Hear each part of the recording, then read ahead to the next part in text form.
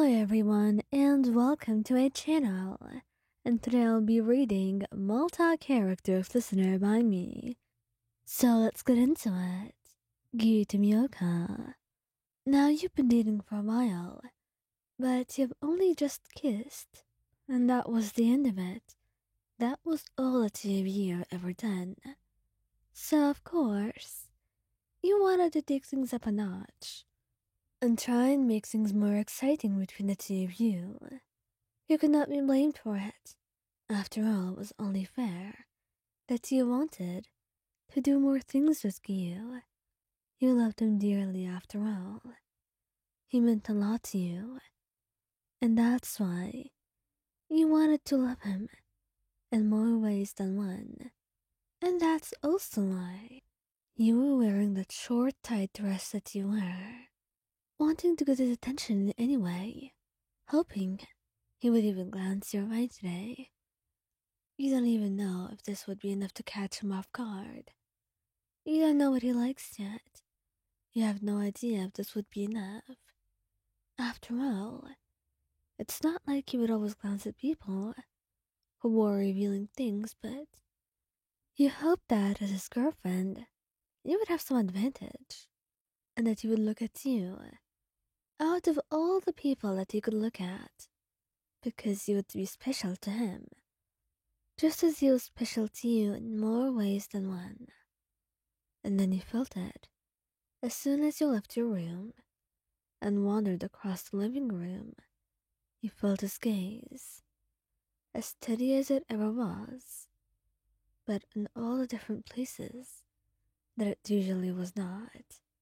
At this point, it felt like he was about to burn a hole into your body from the way he was looking at you, staring in an unbreaking manner, unable to stop looking at you, and it made you blush, not knowing what to do.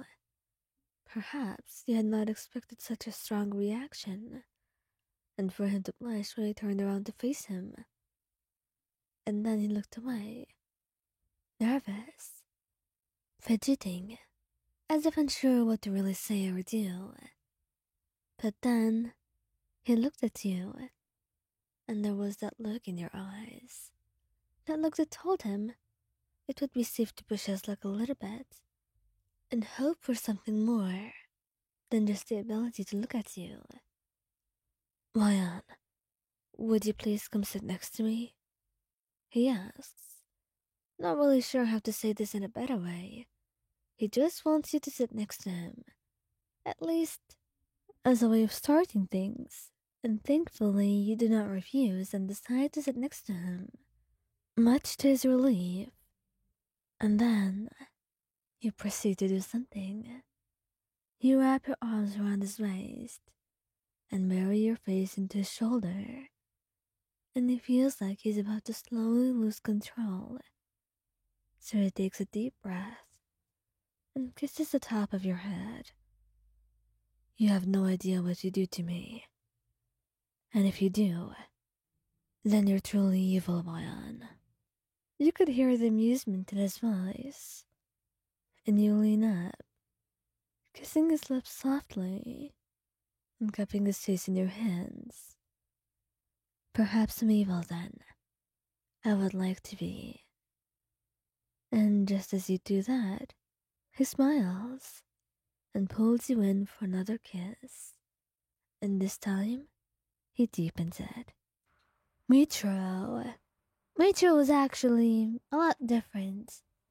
Mitro did not know how to react to most things. So, when he saw you wearing that revealing dress to your first date, it made him a little bit anxious. After all, he never saw anyone like that. Not to mention, even if he did, he probably didn't notice it, considering that you were the first person he dated, the first person that he cared to notice things about, because you were important to him. He paid attention to every little thing that you did, every move that you made, the earrings that you were wearing, the necklace that fit you so perfectly. Everything about you seemed to be perfect, like you were made to glow and look beautiful like that. And that's why it felt extremely natural for him to want to do more than just look at you and talk to you. He wanted to do so much more than that, but he didn't know if he could. He was worried that he probably would not be allowed to. That's why he was so nervous, fidgeting, unsure of himself. And then you caught on. Why, is it really alright if I ask you something? He said, blushing already, just from having to ask you about this. But she nodded, giving him a gentle smile. Of course. What is it? And then he fidgets, trying to find the words, as if it was hard. And then, slowly, he reaches forward and holds your hand.